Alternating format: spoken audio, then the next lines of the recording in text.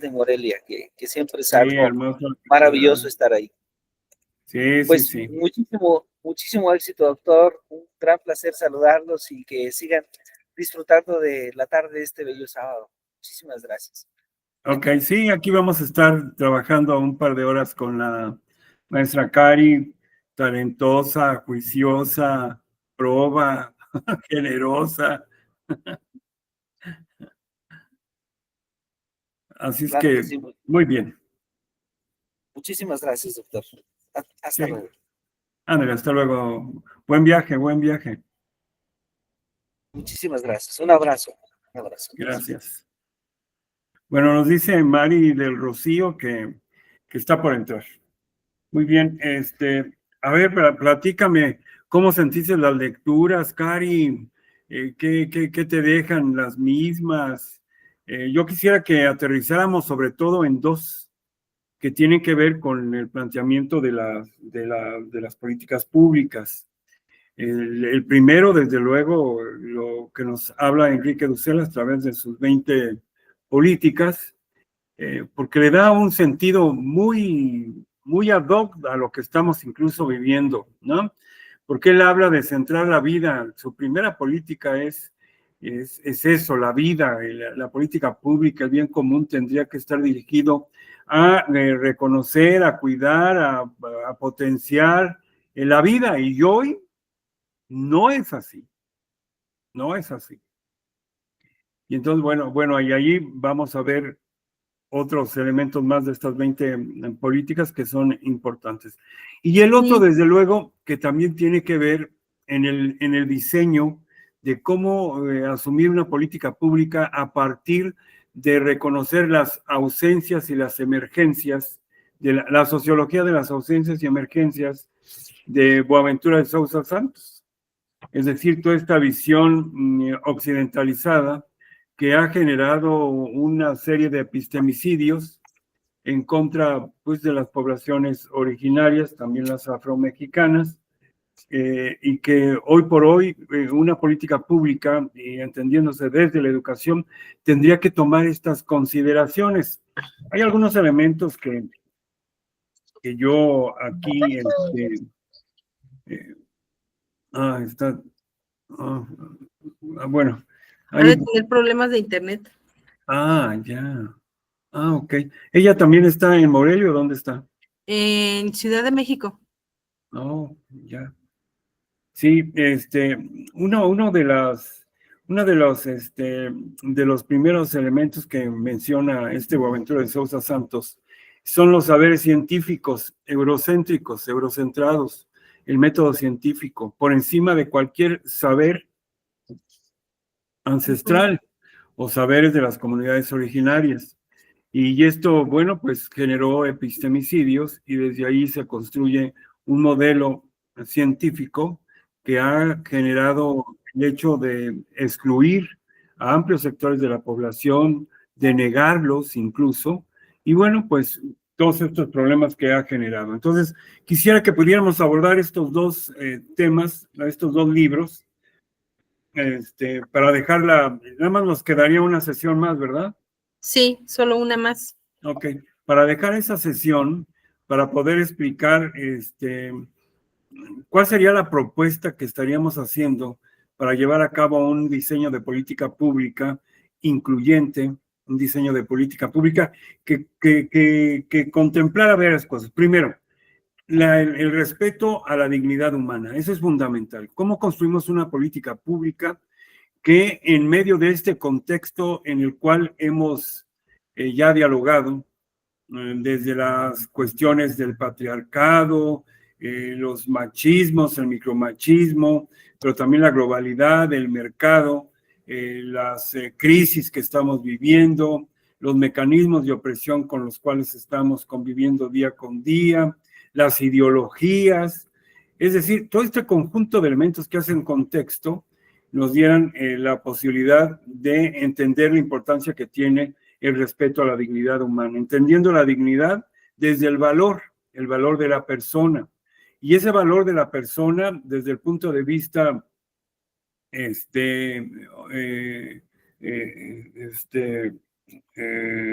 ¿cómo se llama?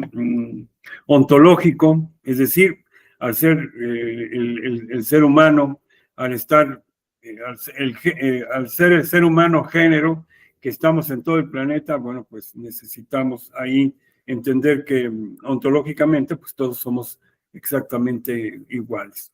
Pero también la dignidad entendida desde lo ético, es decir, el ejercicio del respeto al otro en tanto que otro. Y Eso desde lo luego, marca mucho Dussel, ¿verdad? ¿mande? Eso lo marca mucho Dussel.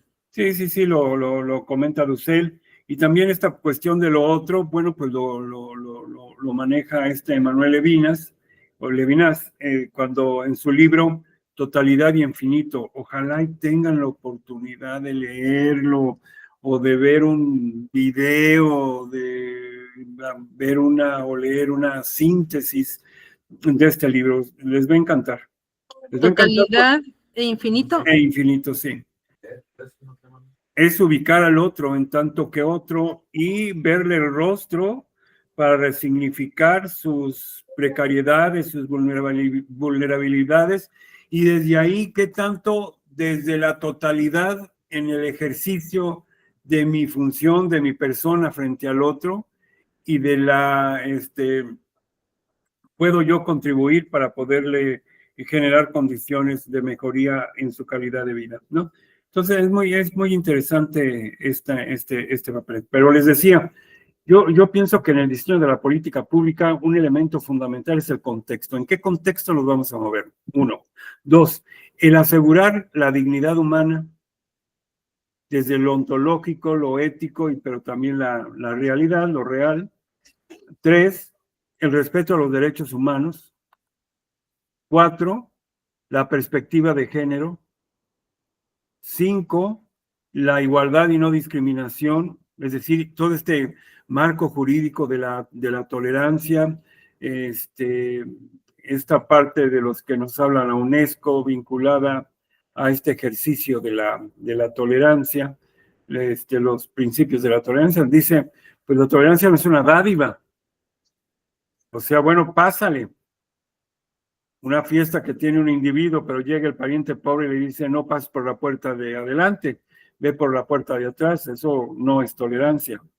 La tolerancia es reconocer las diferencias, las reconozco, pero acepto que tú y yo tenemos los mismos derechos y eso me hace y me permite establecer una comunicación de alteridad, un ejercicio de alteridad, porque te reconozco. Y en ese reconocimiento permito y me permites hacer intersubjetivación, es decir, comunicarnos. Entonces necesitamos hacer este ejercicio de perspectiva de género, entendiendo que el género no es solamente mujeres, pues son los hombres y sus masculinidades, pero también toda esta visión con que se construye la diversidad sexual. Ahí está también metido el género. Claro, habría que explicarlo, habría que precisarlo, porque cuando decimos género todo el mundo piensa que es mujer. Bueno, es una parte, pero no es todo. La otra parte que me parece muy interesante es la interculturalidad y la interseccionalidad.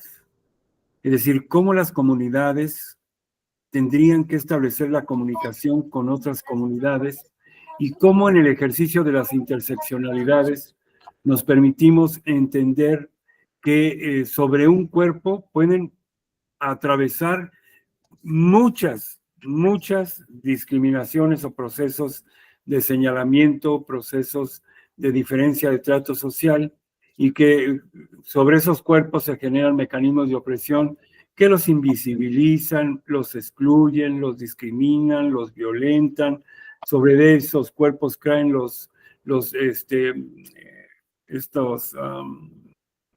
narrativas de odio y desde luego la muerte en ocasiones, ¿no? Ahora, la cultura de paz.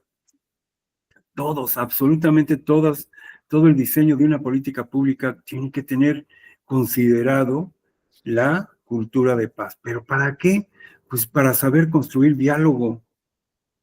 Si no sabemos construir diálogo, si no nos sabemos entender, y ahí, bueno, pues yo siempre invito a que leamos La pedagogía del oprimido de Pablo Freire, porque él habla en uno de estos capítulos de ese texto, habla acerca de la dialogicidad y de la antidialogicidad, de lo contrario al diálogo. Mientras el diálogo establece procesos igualitarios, horizontales, de complementariedad, de alteridad, de intersubjetivación, de tolerancia, de respeto, lo antidialógico es exactamente lo contrario.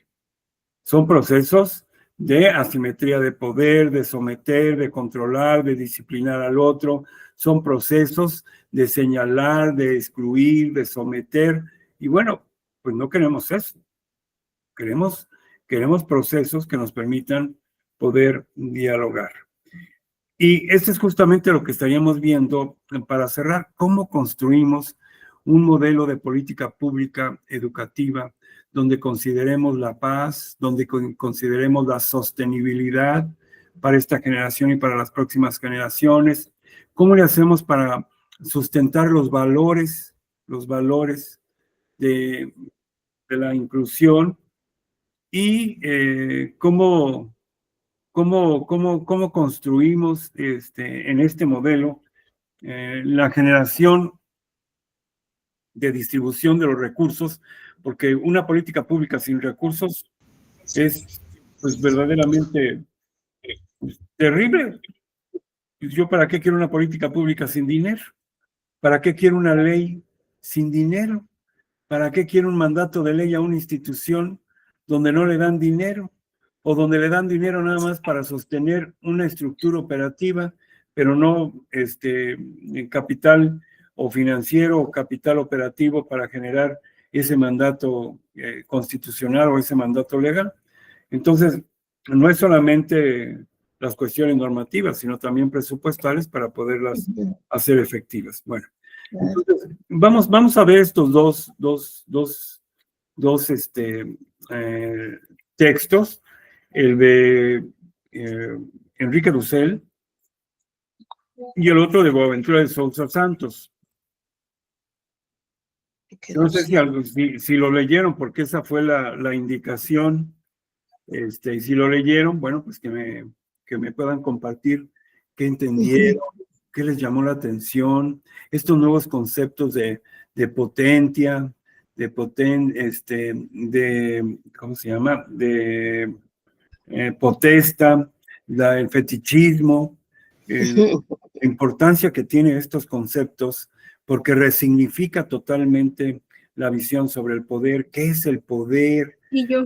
¿Por qué el poder hoy debe de obedecer y no solamente mandar? Vamos viendo qué es lo que nos dice él.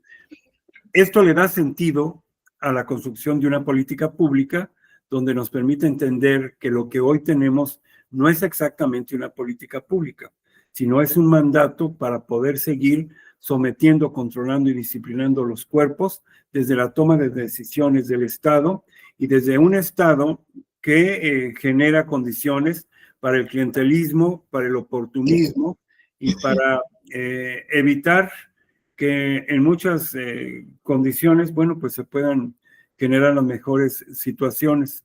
Sobre todo, bueno, vayámoslo viendo. Vamos viendo. A ver, Erika o Karina, te escuchamos. Usted está igual que el maestro, que el doctor. Ya le dije que van a ser mis padrinos. Porque me cambian de nombre, me bautizan de nuevo. Muy bien, Cari. Pero ya estoy acostumbrada. Si no me dicen Erika, me dicen Carolina o Karen. Oh, mira, pero todos son bonitos. Claro que sí. Bueno, pues respecto a lo del tema que se dejó de tarea, Dussel nos dice lo que no es la política y sostiene que lo político como totalidad tiene una tendencia a la corrupción cuando su función esencial se desvía. Dice que la corrupción aparece cuando el gobernante piensa que él es la fuente del poder. Porque, es el fetichismo, cuando hay una desviación de los propósitos que tiene ese mandato del pueblo para que el gobernante pueda hacer bien común. Y dice que aquí el gobernante tiene como el deseo de una idolatría en la que quiere que el pueblo lo vea como el que va a solucionar todo, como el más alto poder, la fuente real, que es la potencia. Y que el poder no está en el Estado, ni tampoco está en el gobernante, sino que en realidad está en el pueblo. Y que cuando esta relación entre el pueblo y el gobernante se rompe, pues aparece la dominación. También nos marca las partes que decía usted acerca de la potencia, que es el poder del pueblo y surge de la voluntad de vivir de la comunidad. Es una potencia que se debe trabajar de manera colectiva, debe de estar orientada a reproducir y mejorar la vida, debe de incluir unidad de voluntades, consenso racional, uso de mediaciones factibles para resolver problemas. Le digo que yo estaba en el doctorado de coeducación y nos hablaban precisamente de que teníamos que generar comunidades de aprendizaje en donde se seguían estos pasos. Había que consensar con la comunidad cuál era el problema, escuchar las posibles soluciones que ellos estaban generando, se anotaban, se iba al campo de acción, o sea, se llegaban a acuerdos, se establecían tareas, se ejecutaban y se volvía a revisar qué de esas necesidades seguían vigentes, cuáles se eliminaban y sobre cuáles se seguían trabajando. Y nosotros no podíamos ni sugerir, ni intervenir, ni dar respuesta, sino que teníamos que guiar únicamente a la comunidad a que ellos fueran dando las respuestas. Entonces, quiero pensar que a esto se refiere Dussel, que igual el dominio público, el pueblo, la comunidad, no sé, somos los que tenemos que trabajar y orientar las soluciones a los problemas que se están viviendo. También habla de las potestas, que tiene que ver con el poder institucional, y esto es el momento en que el poder del pueblo se organiza con instituciones, con reglas, con roles, surgiendo así la ambigüedad. Las potestas pueden servir al pueblo o pueden volverse contra él. Y también está el poder obedencial, que es una de las categorías más importantes, en donde todo representante debe mandar obedeciendo, es decir, va a ejercer su cargo como un servicio y no como un privilegio. Yo esto lo traspaso, por ejemplo, a nosotros que somos servidores públicos dentro de la Secretaría de Educación, que debemos de trabajar al servicio de el artículo 3º para los niños, que es un derecho que ellos tienen a su educación, y procurar que todo lo que se hace dentro del aula sea estimulante para el niño y que el niño desee ir y ejercer ese derecho. No podemos imponernos ante él ni coartar pues su libertad o sus gustos, sino que debemos de buscar la manera de guiar el trabajo que se da en el aula, como bien decía ahorita usted, rescatando valores. ¿Y cómo los vamos a rescatar? Pues ejecutándolos nosotros como maestros, como guías, para que ellos vayan en el ejemplo, entendiendo cómo se viven los valores, no nada más como un concepto abstracto que se pega a un nombre en la pared, sino vívido, y que ellos digan, es que la maestra viene limpia, entonces yo vengo limpio, la maestra llega puntual, yo llego puntual, la maestra trae sus materiales para trabajar en la clase con nosotros, entonces yo traigo mis tareas también. La maestra me habla con respeto, se habla con respeto con sus compañeros, entonces yo también me manejo desde el respeto.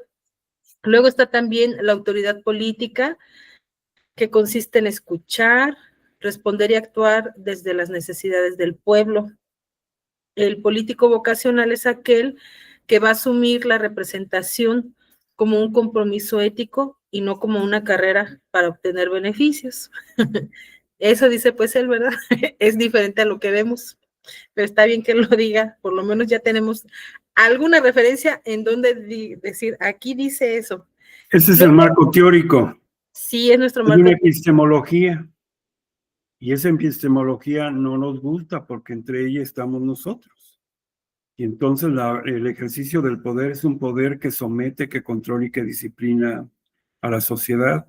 No es un poder que obedece, es un poder controlador.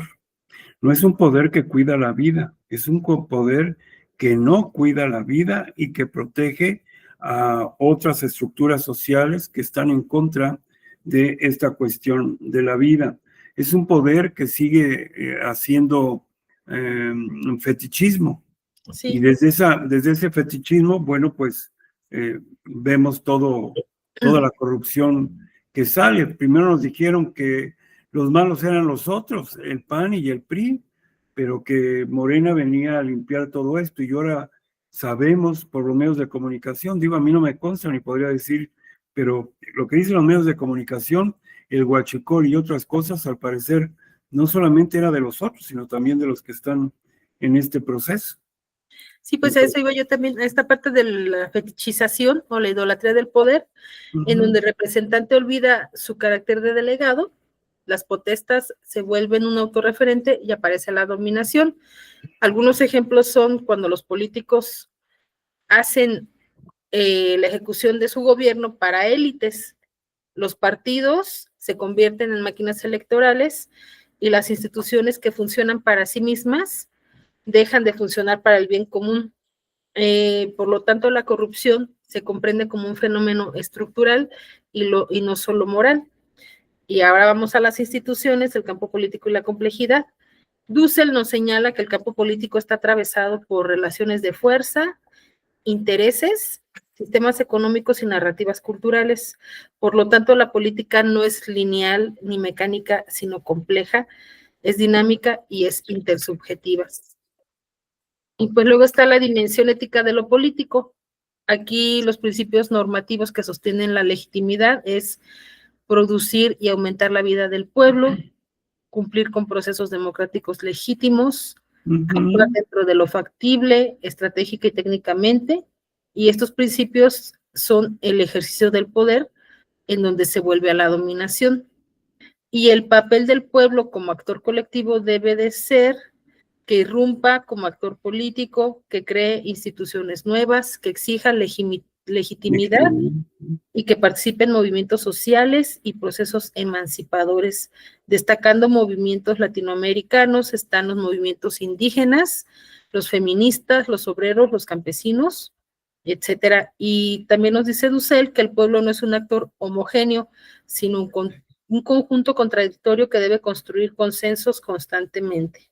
Y fíjense, él en una parte de sus reflexiones habla acerca de que hoy todas las organizaciones, bueno, en la Segunda Guerra Mundial, después de la Segunda Guerra Mundial, cae el metadiscurso.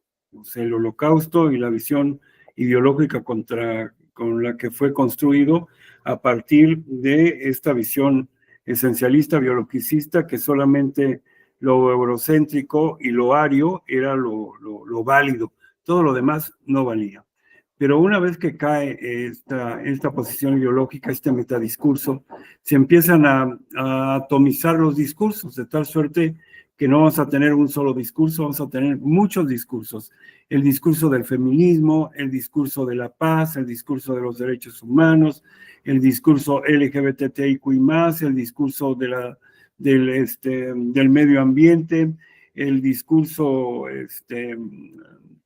pues distintos discursos, y cada uno de esos discursos pues tiene un segmento de población y una posición ideológica que construye sobre una agenda que después se sube a la discusión con el poder público y que finalmente se va trabajando para que se puedan formar nuevos derechos de los derechos humanos.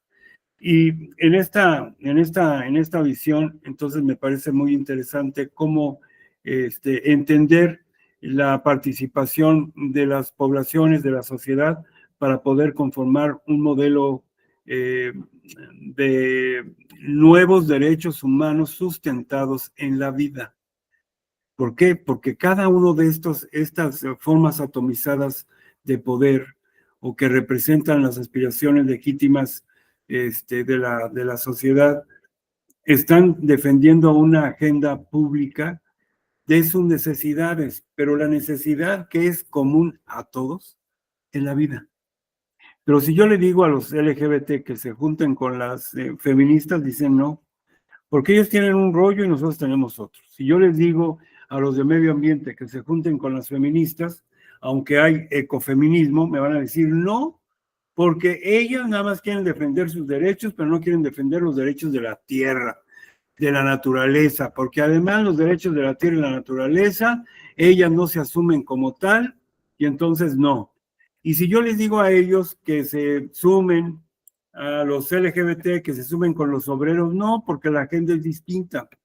Es decir, nadie entiende la importancia que tiene transversalizar un solo eje, que es la vida, para que todos puedan ir juntos.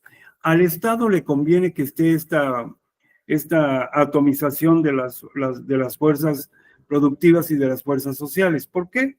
Porque es más fácil negociar con un conjunto de personas donde puede cooptar a los líderes, donde puede dar dinero y finalmente ahí termina ese liderazgo, a tener que generar una serie de transformaciones si es que le llegan absolutamente todos los organismos humanos, sociales, y le demandan que haga cambios o transformaciones. Por eso es que para Dussel y para muchas otras personas, incluso para Boaventura de Sousa Santos, la vida es fundamental.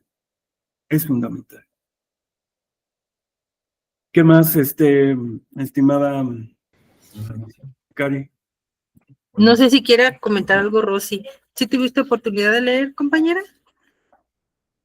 ¿No? No, buenas tardes, antes que todo, me costó un poquito de trabajo entrar, por eso me metí en el celular, mientras para ir adelantando un poquito la llamada, y no me llegó la sesión, desafortunadamente, y bueno, aunque descargué los libros, el libro que yo comencé a leer es el de las 3 ecologías, que es un libro bastante complejo, tiene muchos términos que uno debe de entender, y pues que, digo, yo no sabía cuál era nuestra tarea. La verdad es que no tampoco me permití preguntarle a la maestra Karina para que me pudiera orientar, estuve un poquito ocupada, pero esperaba la sesión para más o menos empaparme de la información, pero bueno, ahorita he estado captando ideas, y algo que me llama mucho la atención es lo que usted dice, doctor. Soy la maestra Rocío, trabajo en el sistema medio superior. Yo trabajo con bachilleres en el Colegio de Bachilleres aquí en la Ciudad de México. Es lo que usted comenta del feminismo, de la parte de los derechos humanos y de los activistas del medio ambiente, cómo el gobierno ha tenido que dividir para que entonces yo llego a acuerdos y estos están bien conmigo, estos están bien conmigo, estos están... Y en la transversalidad, es lo que hoy intenta manejar la nueva escuela mexicana, no hay esa transversalidad, porque no hay compromiso de las otras asignaturas, porque no tienen tiempo, porque aunque hay un... Cada quien, como dice usted, yo quiero esto y esto es lo más importante y lo demás no me importa, ¿no? Entonces, ahorita que usted me está comentando esto, me da esa misma impresión, que el gobierno, como dicen, divida y vencerás, ¿no? Estos están bien conmigo, estos no, déjalos, estos están bien conmigo, déjalos, como lo que está pasando ahorita con los agricultores, ¿no? Y con los piperos, que sí hay una gran cantidad donde sí se pierde el agua, donde sí se la están robando, donde la están vendiendo, ¿no? Incluso. Y esto pues genera, para mí en lo personal, una gran confusión y un caos, porque realmente no dejan pasar por ningún lado, ¿no? Se detiene todo. Y uno pregunta, ¿y a quién le reclamo, no? Este es el gran reclamo. ¿A quién le reclamo? ¿Con quién me dirijo para que me puedan ayudar? Pues ahora sí que a la buena de Dios y a ver cómo llegas, ¿no? Esto es muy grave, doctor, ¿no? Muy grave. Fíjese que ahorita que dice usted que está en colegio de bachilleres, yo egresé del colegio de bachilleres del plantel 1 del Rosario. Fui la primera generación. Yo vivía allá en la Ciudad de México y recuerdo que el modelo educativo de ese entonces no permitía recursar, o pasabas o pasabas. Es decir, yo creo que entramos unos 40 en ese salón donde yo estaba. Y al primer semestre hubo una fuga de cuando menos unos 16 que se salieron, que no pasaron, y seguimos otros 20 y tantos. Al primer año ya estábamos 19. Y esa generación salimos pues muy bien formados, porque los docentes también había un gran compromiso de sacarnos adelante. Y a la vuelta de los años, yo siempre voy a tener que reconocer la formación que tuve en el Colegio de Bachilleres. Y hoy amo al Colegio de Bachilleres aquí en Michoacán, yo estoy aquí en Michoacán, en Morelia, y a donde me piden que vaya y dé una conferencia, un taller, una charla, siempre les digo que sí, porque lo menos que puedo tener es gratitud para todo lo que me dio el Colegio de Bachilleres. Y qué bueno, pues la felicito, maestra, qué bueno que está ahí en Colegio de Bachilleres. Pero en efecto, lo que usted nos acaba de comentar es caldo de cultivo para mantener dividido a las fuerzas sociales y para hacer negociaciones individualizadas por movimiento social. Y cuando incluso un movimiento social, por ejemplo, el educativo, el del sector de educación, o el del sector salud. En el sector salud aquí en Michoacán hay 17 sindicatos de diferente tamaño y todos negocian y a todos se les da algunos prebendas, algunas situaciones, pero eso le da una idea de cómo está el poder. Y entonces, este es parte del ejercicio de reflexión, de un pensamiento crítico, de una visión crítica, con la cual analizamos esta posición teórica de Enrique Dussel. Porque finalmente Enrique Dussel, en las primeras cuestiones, dice la vida. A ver, la política pública debe de estar orientada al cuidado de la vida. Y si hablamos de la vida, tenemos que hablar de los seres vivos. Y si son seres vivos, hablamos de plantas, animales, y hablamos también de humanos que están en unicidad con el agua, el aire, la luz y la tierra, los productos. Entonces, la vida. Pero sin embargo, vemos cómo hay una crisis. Usted hablaba ahorita del agua. ¿Cómo hay una crisis? Y justamente de eso habla Félix Guattari y Gilles Deleuze. Ellos hablan de las crisis medioambiental, la social y la subjetiva, principalmente con este problema relacionado con la salud mental. Pero ese es el primer punto que centra Enrique Dussel, la vida. La vida, y no solamente la vida le compete atender al Estado, quien tiene la potestad, sino a toda la sociedad debe de intervenir la propia comunidad para su cuidado. Es decir, no estamos alejados, ni es una responsabilidad de la vida solamente del Estado, sino que es una responsabilidad de todos. Pero tiene la primera crítica. Si es así, ¿qué pasó cuando tuvimos la pandemia?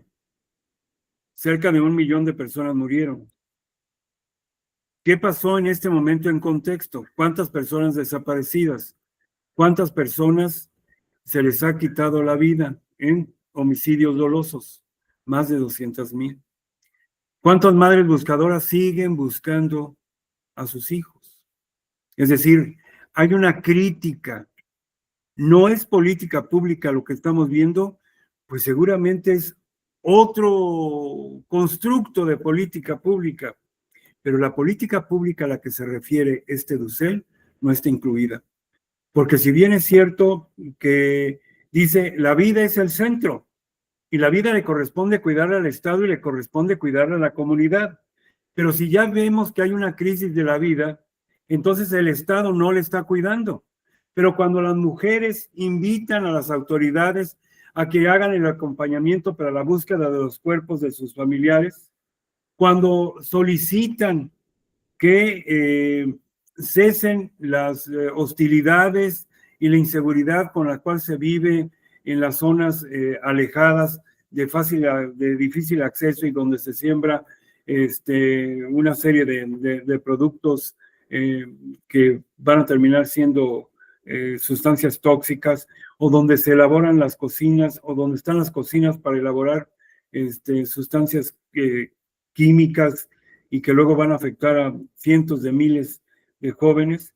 Bueno, entonces esto quiere decir que la primera crítica es, en este momento, el diseño de la política pública, aunque en el discurso formal dice que hay un cuidado de la vida, de manera real no lo existe. Hay una crisis en este sentido. Y hay una crisis que entonces empezamos a ver. 6 años con abrazos y no balazos. Y 1 año con muchos balazos. Con muchos balazos. Entonces, ¿qué pasó? ¿Cuál era la política antes para cuidar la vida? Y hoy, ¿cuál es la política que se está siguiendo para cuidar la vida? Abrazos y no balazos, y hoy balazos, y llevar a la cárcel y incautar armas, y llevar a algunos de los detenidos a Estados Unidos para que allá los juzguen, pues pareciera ser que algo pasó, que hay un quiebre en el modelo de la instrumentación de la política pública. Ese es uno. Pero nos damos cuenta también que la vida no se refiere solamente a la vida humana. Entonces, en los procesos productivos, por ejemplo, el aguacate o las berries, consumen mucha agua. Y como son de alta producción y de alto interés económico, entonces está metido el crimen organizado. Y entonces para poder, pero además, esa vida que deberían de cuidar, con la llegada de un monocultivo que se llama el aguacate, lo único que ha generado es un desajuste total a nuestro medio ambiente. Entonces hoy no está regular nuestro medio ambiente. O hace mucho frío, o hace mucho calor, o se vienen temporadas de mucha lluvia, o no llueve, o una serie de cuestiones. Entonces, tampoco se está cuidando el medio ambiente. Ese es otro problema.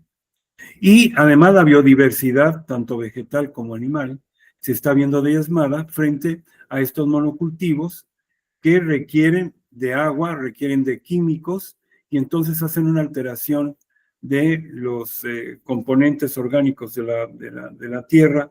Muchos de estos a través del agua se deslavan y van a dar a los ríos, y eso impacta. Y hoy tenemos en la salud a niños con hidrocefalia en Uruapan, tenemos muchos problemas de cáncer y tenemos muchos problemas derivados de el consumo de aguas, y que finalmente impactan sobre las cuestiones de nefróticas o de problemas de los riñones, de presión arterial alta y de una serie de enfermedades crónico-degenerativas. Es decir, cuando hablamos de la vida, no solamente hablamos de tener a la vida, que la gente respire, camine y vaya a la escuela o trabaje, no, sino de la vida en conjunto, del modelo de vida, de la sostenibilidad que tenemos que dar para poder entender las dinámicas sobre las cuales esta política pública tendría que generar las condiciones de atención. Ahora, el poder, ¿qué es el poder? ¿Qué es el poder? Si la política pública tiene como mandato cuidar de la vida extendida a otros seres vivos en unicidad con la naturaleza, ¿qué sería el poder? ¿Qué entiendes por poder, Rocío? Voy a poner, te escucho, nada más voy a poner el cable de la computadora porque ya veo que se me está bajando sí, la... Sí. Bueno, yo creo que quizá para poder abrir boca el poder, para mí en lo personal sería la legislación, que debería de tener reglas y normas a seguir para el bien común, Desafortunadamente, pues más bien es para el bien mío y para el bien del compadre y para el bien de los que yo conozco y que van conmigo en un equipo de trabajo, ¿no? Sí. El poder mueve montañas y desafortunadamente, pues vuelve ambiciosa a mucha gente, ¿no? Se pierden en el poder y desafortunadamente, pues no beneficia a todos, siempre beneficia a unos cuantos mientras estén en ese sector. Y lo vemos con los partidos políticos, que si está el PAN, pues entran sus equipos, si está el PRI, entran sus equipos, y cuando cambian, como en este caso que fue con un nuevo gobierno, pues todos van para afuera, ¿no? Y aunque sepan o no sepan ni siquiera escribir, pues es mi gente y va a trabajar, ¿no? Yo creo que no se ha perdido mucho ese interés común que se pretende hoy regresar a él, y va a ser muy difícil, porque realmente si yo tengo poder, pues yo domino, yo manejo, yo siento, ¿no? Y cuando me bajan de mi nube, entonces ya no soy nadie y quiero regresar o quiero mantenerme. Por eso, como dicen, ¿no? Hay chapulineo, saltan de un lado a otro porque pues el hueso es bueno. La cantidad de dinero que les damos, porque realmente es nuestro dinero el que está trabajando, pues genera que ellos corrupten más, ¿no? Hay gente muy buena, claro que sí, brillante, claro que sí la hay y que intenta. Yo creo que uno de los estados más ricos que yo realmente reconozco, admiro y quiero mucho, es el estado de Michoacán. Yo trabajé con el cultivo del aguacate en la tesis de licenciatura y realmente la gente es fascinante, ¿no? Es una tierra muy rica, pero yo la hice ¿qué será? En el 84, 85, y pues realmente pues, las cantidades de toneladas que se mandaban a Estados Unidos eran impresionantes, ¿no? Aquí a México nos mandaban lo chiquito, pero a veces un aguacate podía pesar hasta 3 kilos, ¿no? Y aquí no me lo creían. Entonces, realmente creo que pues sí, el narcotráfico le ha dado mucho temor a la gente. Sí, son cultivos muy bien pagados, sobre todo en Estados Unidos y en Canadá, en Israel, pero que desafortunadamente, pues el poder ahora está mal entendido, ¿no? Yo insisto, son leyes, reglas y normas a seguir para el bien común de todos, ¿no? Para mí eso sería el poder, ¿no?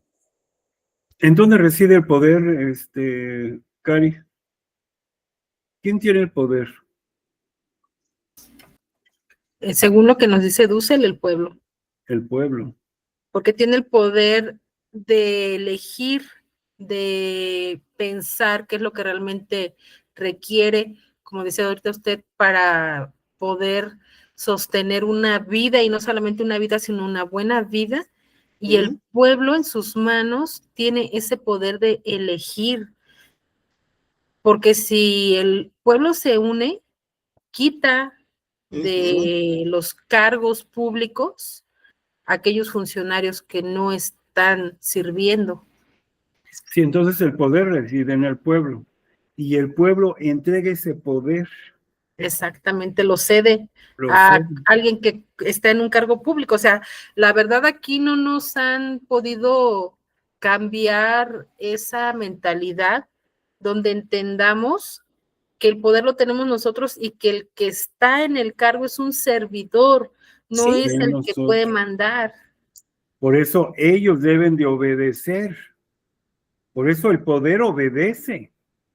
El poder no manda, el poder obedece. Quien manda es el pueblo a través de ese poder que se lo ha dado, pero ese poder tiene que obedecer a lo que le mandata el pueblo. Pero el problema es ese, que está tan corrompido esto, está tan fetichizado, que los mandatos que se generan en la ley no transitan a mejorar las condiciones para que se cumplan los mismos, porque entonces se desvía, el propósito se desvía, y entonces ahora te voy a manipular con los apoyos económicos, con jóvenes construyendo el futuro, las becas de la secundaria, la CETINA, ahora la otra que están ofertando.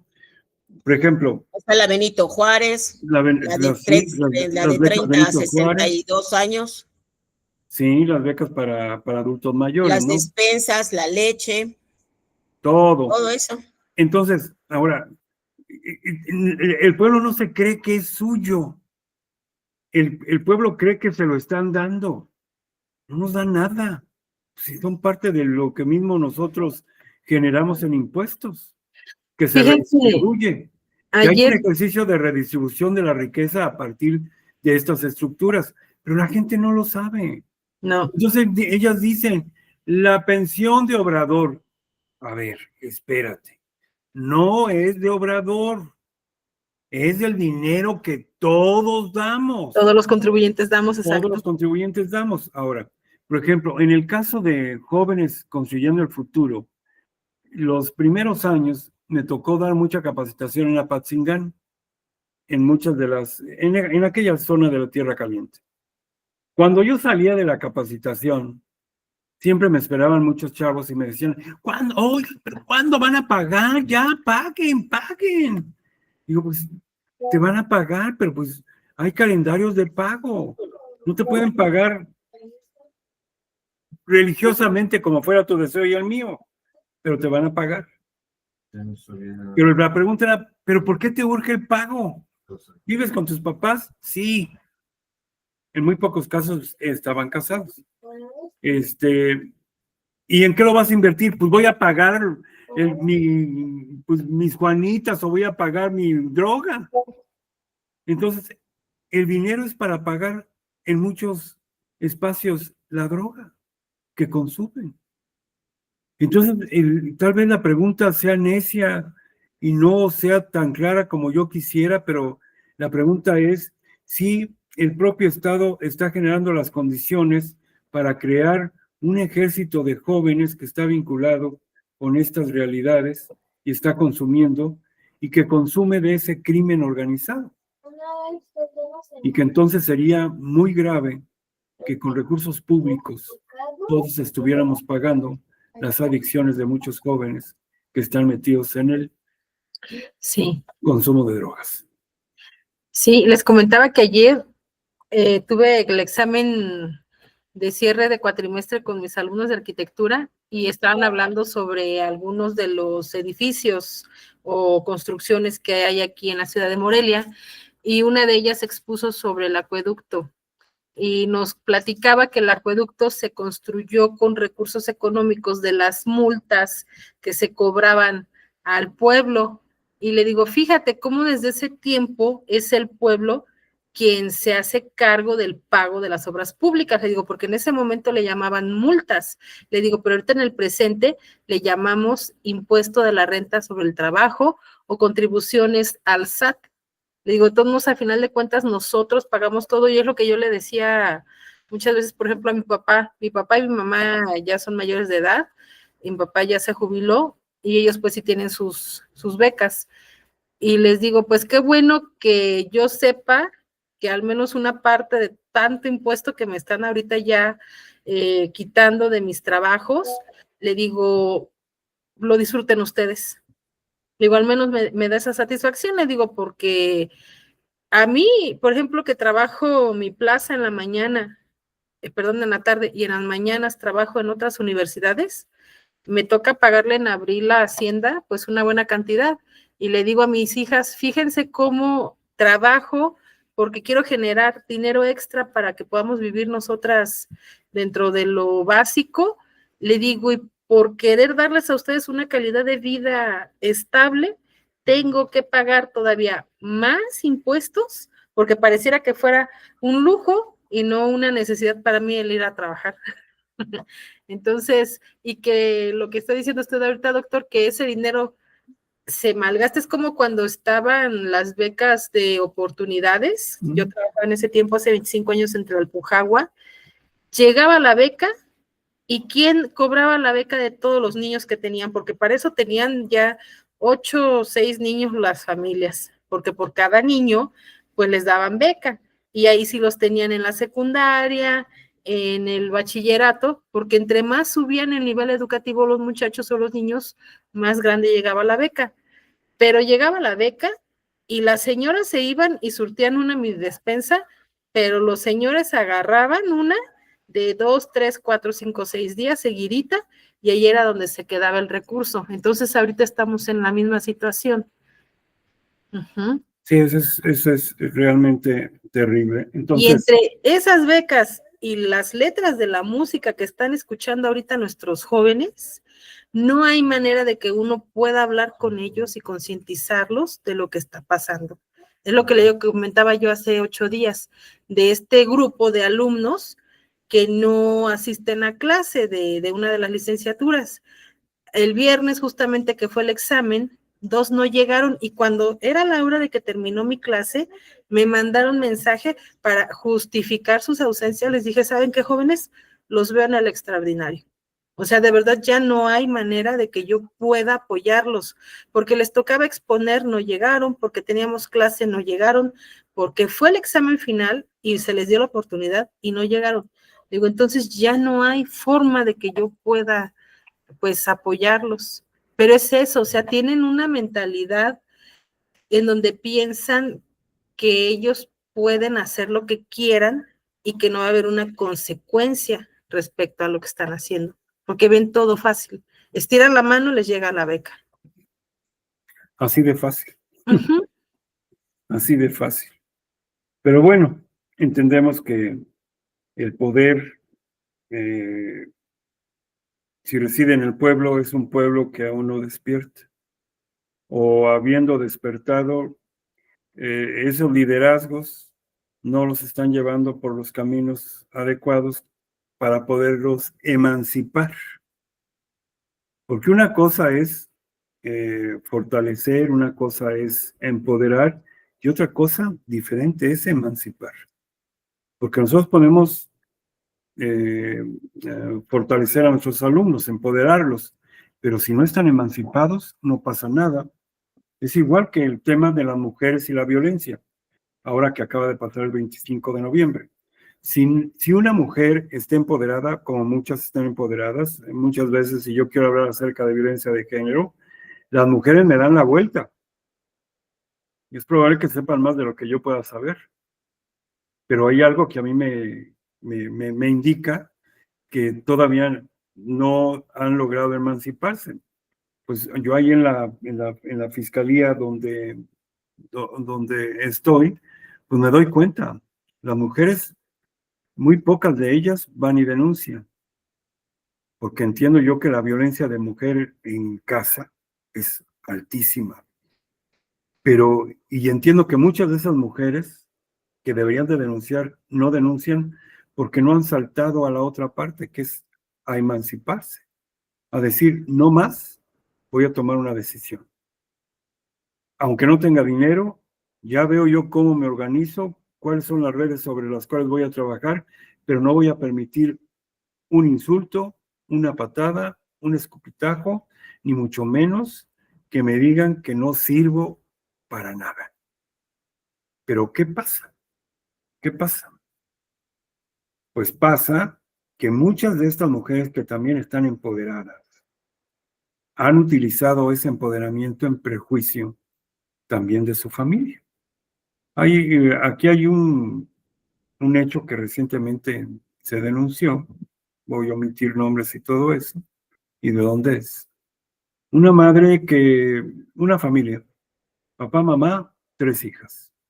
Papá se muere. La mamá, sin saber hacer más allá de la comida y los quehaceres del hogar, que eso es mucho. Hacer economía feminista es mucho, cuidados, crianza y actividades del hogar es muchísimo trabajo. Pero él, ¿qué hacía? Tiene que salir a trabajar. Y en ningún lugar la ocupan. Eso refiere. Pero sí lo ocupan en un lugar donde puede vender cerillos y puede vender cigarros dentro de un antro. Y en ese antro, pues, es poco lo que gana. Tiene que pasar toda la noche, deja a sus hijas solas. Y entonces le ofrecen el siguiente estructura. Pues ficha, no tenga relaciones, nada más ficha, consume con los parroquianos que llegan, tu cubeta y 1,000 pesos, las cubetas las cobran a 3,000 en ese lugar. Yo entiendo que la señora debió haber estado muy joven todavía, y entonces se articula. Entonces empieza a ganar dinero, empieza a sacar adelante a sus hijas. Cuando su hija la mayor cumple 17 años, también la lleva a prostituirse, en el mismo formato. Primero vendiendo y luego ya directamente consumiendo, y en el consumo ya haciendo privados, y luego ya directamente el ejercicio de la sexualidad plena. Con ganancias de entre 5 y 7 mil pesos diarios. Entonces, yo entiendo que las mujeres empoderadas pueden hacer cosas muy impactantes en beneficio de ellas y sus familias. Pero también personajes como este que les acabo de comentar, mujeres empoderadas o que lograron empoderarse, pero no se emanciparon, porque siguieron en una misma práctica y ya ahora tienen embarradas esta mujer a sus 3 hijas. Y como ya la mayor, que debe de tener 21 años, ya no quiere saber nada de la mamá, sacó a sus 2 hermanas y ahora las 3 presentaron la denuncia por trata de personas de la madre. Entonces, una familia que no se murió el papá. Ahí no media el perdón. Ahí no media el perdón. Ella va a tener que compurgar una pena. Entonces, se quedan solas. Se quedan solas. Entonces, es muy complejo lo que hoy estamos viviendo. Y sí observamos cómo el poder, aun cuando reside en el pueblo, el propio Estado, a través de sus estructuras gubernamentales, ha generado las condiciones para seguir sometiendo, controlando o disciplinando los cuerpos en beneficio del propio Estado. ¿Sí? Bueno, entonces ya vimos que la función principal del poder de una política pública, bueno, pues es el cuidado de la vida. El segundo, el poder está en el pueblo, que es la potencia, que lo entrega a las instituciones o lo delega a las instituciones y lo vuelve la potestad. Que el sujeto político es el pueblo y es el pueblo quien crea las instituciones. Es él el que crea las instituciones y las crea a partir del trabajo de los movimientos sociales. Por ejemplo, no tendríamos una Comisión Estatal de Derechos Humanos si no hubiera habido muchas manifestaciones a favor de que se cumplieran los derechos humanos desde los años 80, aunque empezó en 1990 las cuestiones de los derechos humanos. Pero también no tendríamos todo el avance de derechos humanos, sobre todo del sufragio para las mujeres, si el movimiento feminista no hubiera impulsado este tipo de agendas. Y hoy tienen pues una Secretaría de la Mujer a nivel nacional. Tenemos una Secretaría de Mujer tanto en la Ciudad de México como en Michoacán, y tenemos un conjunto de acciones que son prerrogativas para las mujeres. Esto quiere decir que en efecto, ¿no? Como sujeto político, las estructuras sociales transforman a través de sus movimientos sociales sus agendas en políticas, en diseño de propuestas para hacer políticas públicas y mejorar las cuestiones de la población. Pero, ¿cómo se legitima el poder? Una vez que ya tiene la potencia, una vez que ya la institución, que ya el servidor público tiene el poder en sus manos, ¿cómo lo legitima?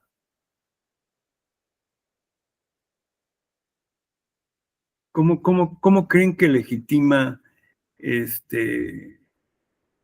servidor público? ¿Cómo se legitima el servidor público en el ejercicio de su función? Ya cuando tiene el poder, ya cuando el pueblo le entregó el poder, ya cuando él es titular de una institución. Es la secretaria de Gobernación, es hoy, por ejemplo, la licenciada Ernestina Godoy, es la fiscal de la República, la República. ¿Cómo lo legitiman? ¿Quién legitima ese posicionamiento? ¿Quién legitima a la presidenta Claudia Sheinbaum?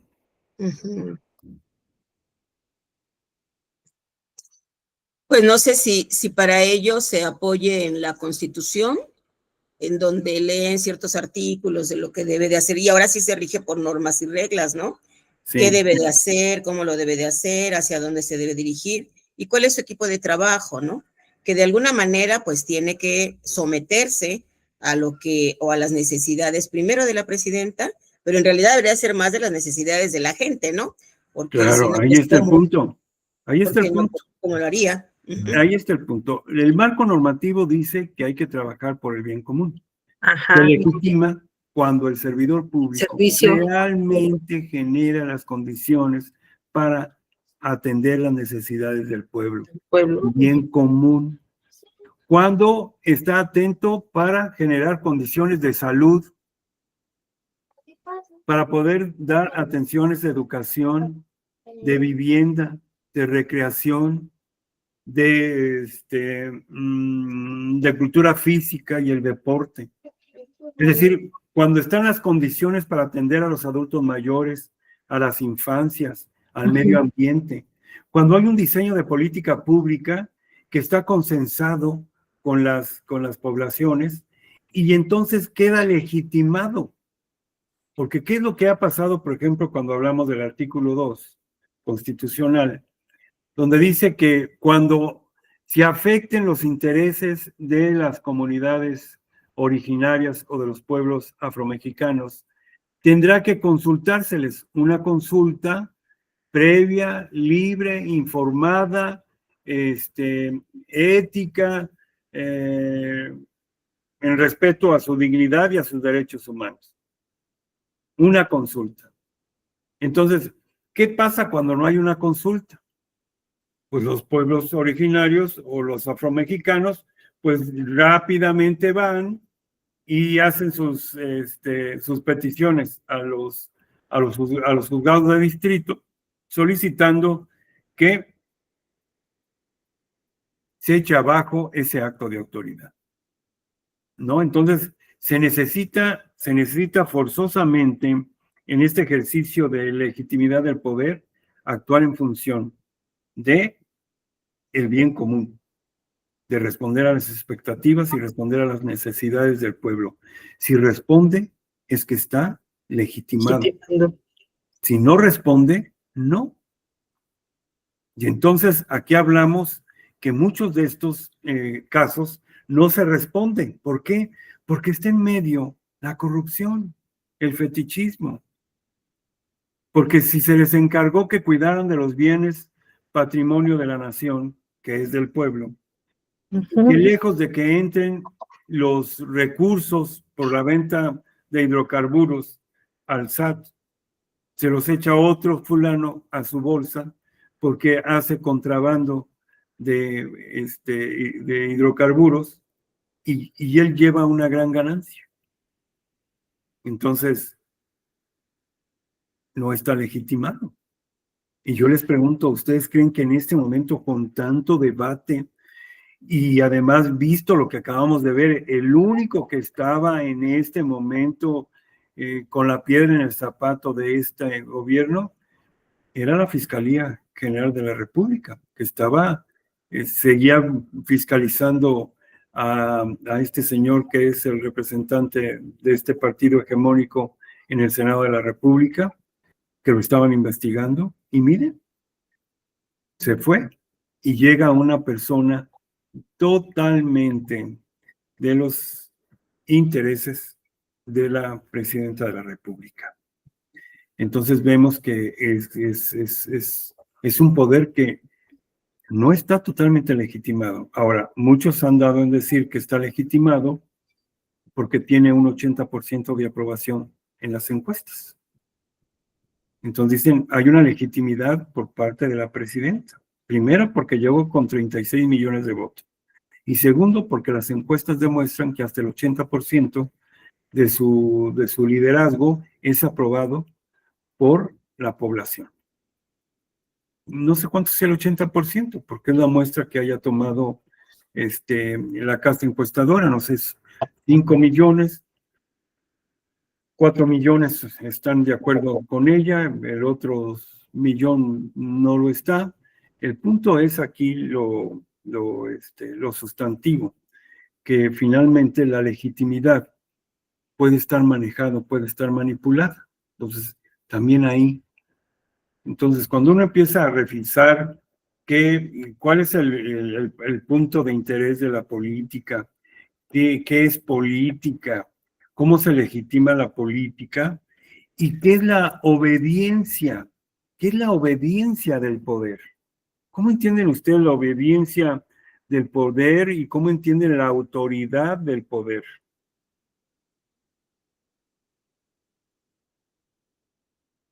¿Por qué es importante que el poder... Pues el poder obediencial implica escuchar a la comunidad. Es como, ustedes ahorita están hablando niveles macro, pero yo lo veo también, por ejemplo, en el sindicato de nosotros como trabajadores de la educación. Yo dejé de participar en mis primeros años como docente con estos sindicatos porque vi de cerca esa corrupción. Les digo que hace 25 años yo trabajaba en Tlalpujahua y solamente los que estaban dentro del famoso comité nacional, bueno, comité seccional de la zona escolar, eran a los que movían rápido a lugares cercanos a Morelia. Aunque uno participara en las marchas, comprar los boletos que le venden cada año en diciembre, asistiera a las reuniones sindicales, si no eras parte de ese círculo cerrado de amigos que se iban a echar la cerveza y el partido de fútbol, o sea, no te veían, no te ayudaban. Yo tuve una experiencia en donde la primera marcha que fui a la Ciudad de México con ellos, se terminó la marcha y todo el mundo se desapareció. Y yo me quedé ahí afuera del Palacio de Legislación. Dije, ¿y ahora para dónde me voy? ¿Qué voy a hacer? ¿Cómo me regreso a Morelia? Pues ya tuve a bien hablarle a un primo, fue por mí, ya me quedé en la casa de mis tíos y el siguiente día me regresé a Morelia. Pero dije, ¿qué necesidad tengo yo de andar poniendo en riesgo mi integridad? Porque de todos modos ni me dan los cambios que requiero, ni siquiera se fijan si todos los que fuimos regresamos o no regresamos. O sea, y sigue pasando. Ya después llegué aquí a Morelia y llegué a una zona en donde no se hacen marchas, pero yo veía lo mismo. O sea, los que suben a los puestos es porque los amigos los empujan, una vez que están ahí se siguen beneficiando entre ellos. ¿Y por qué son estas prácticas? Pues porque son un reflejo de las prácticas a nivel macro. Sí, o sea, es exactamente lo mismo. Yo no puedo defender ni a un partido ni a otro, porque entre ellos se sientan a la hora de la chorcha juntos, brindan juntos, se reparten sus situaciones y como dice aquí, no escuchan al pueblo. Ahora que fue lo de la elaboración de los libros de texto, se supone que hubo una consulta, por eso cuando usted dijo la consulta, una consulta a nivel nacional en donde... Previa, libre, informada, en sí, respeto a los derechos humanos y la dignidad. Sí, nos citaron a algunos maestros, a otros ATPs, a otros funcionarios de la Secretaría. Supuestamente nos preguntaron cuáles eran las necesidades de nosotros para elaborar los libros de texto. Y yo pienso que a lo que yo escuché en esa reunión, los libros los elaboraron a todo lo contrario, porque cada vez traen menos información para que uno como docente pueda apoyarse en los libros. Yo entiendo que hay que trabajar el pensamiento crítico, que hay que trabajar la investigación, sí lo entiendo, pero lo que no entiende aquel que escribe los libros y que está atrás de una oficina es que hay padres de familia ahorita, o madres de familia, como decía usted, solteras, que no pueden pagar una recarga grande de internet para que los niños estén viendo videos de investigación en sus casas. Y se lo digo porque el día que tuve la reunión de padres de familia, una de mis mamás me lo dijo. Ella vino de Oaxaca aquí a Michoacán con la promesa de que sus parientes la iban a apoyar. Llegando aquí, tiene una discusión con uno de los parientes, le dan la espalda, y la señora y su hija, la mayor, están trabajando en una taquería. Entonces, pues sí les alcanza para comer, pero no para otras cosas que son fuera de la canasta básica. Y yo le agradezco que me haya dicho, ¿sabe qué, maestra? No nos mande tanta investigación a casa porque no tengo los recursos. Le dije, no se preocupe, vamos a hacer lo siguiente. Si hay que revisar 5 o 6 videos en la semana, en el salón yo reviso 3 o 4 con los niños y únicamente que se vayan 2 a la casa. Le digo, para que también allá esté el ejercicio de la investigación, le digo, pero que no se le quede toda la carga a usted. Entonces, a lo que vamos, ahí no se escuchó realmente al pueblo. O sea, sí se hizo la simulación de la consulta, pero ¿dónde está entonces ese obedecer al pueblo? Porque es estar atento a las necesidades reales. En efecto, bueno, pues entonces, por eso les digo, el poder obedece, sí debe de obedecer, pero obedecer a partir de las narrativas que tiene el pueblo. Y lo que vemos es que el poder per se como tal, una vez que tiene ese grupo, esa institución que ya tiene el dominio del poder, hace exactamente lo que quiere, en función de sus necesidades, en función del fetichismo, de esa falta de honestidad y ética de cumplir con los propósitos que le ha definido la propia autoridad. Entonces, lo que aquí se plantea es que el poder obedezca a los intereses que le mandata el pueblo, pero además que esa autoridad actúe con justicia, que actúe con racionalidad y con la participación del pueblo.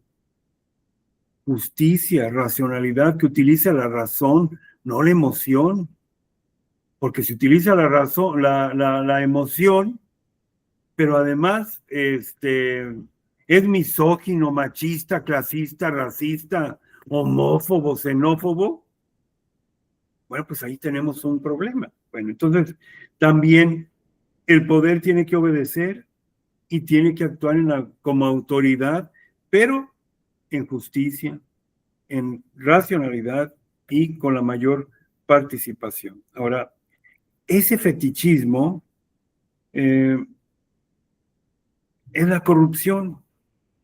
Y esa corrupción se da cuando la autoridad no obedece al pueblo, cuando no se dan las condiciones. Por ejemplo, hoy esta mañana me decía uno de mis hijos, oye, dice, fíjate que llegó un periódico y que mañana va a haber elecciones. Le digo, ¿elecciones de qué? ¿A quién van a elegir tú? Pues no sé, ahí está ese periódico. Y ya vi, van a elegir en el seccional de Morena a quien se va a quedar como representante. No estoy en contra de ningún partido político. Todos los partidos políticos tienen su manera de entender su realidad. No participo con ningún partido político,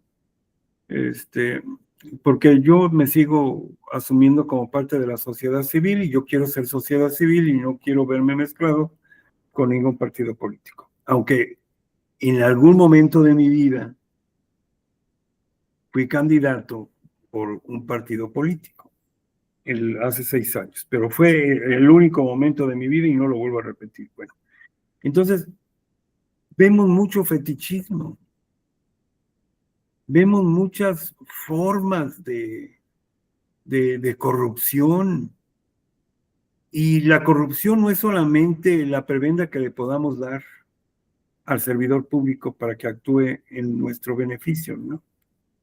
Fetichismo es también que estén imbrincados ahí crimen organizado y desde luego el sector público, ¿no? Entonces, cuando el poder deja de representar los intereses del pueblo, pues se vuelve fetichismo, se vuelve corrupción.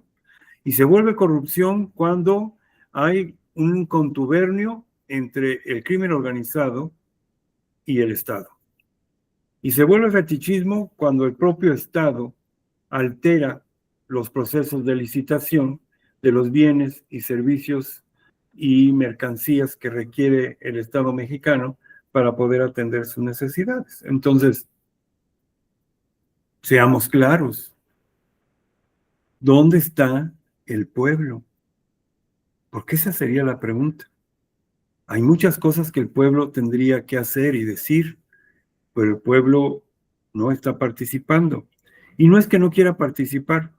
Las estructuras de poder donde el pueblo podría participar, por ejemplo, en cuestiones de mujeres, de migración, de trabajo, de infancias, porque la sociedad civil puede participar. Siempre va a ser gente que esté afín o ad hoc a los intereses de aquella estructura. Ahora, otra pregunta. ¿Todo está ya tan corrompido que será imposible que salgamos un día de esto? Pues no, no todo está corrompido.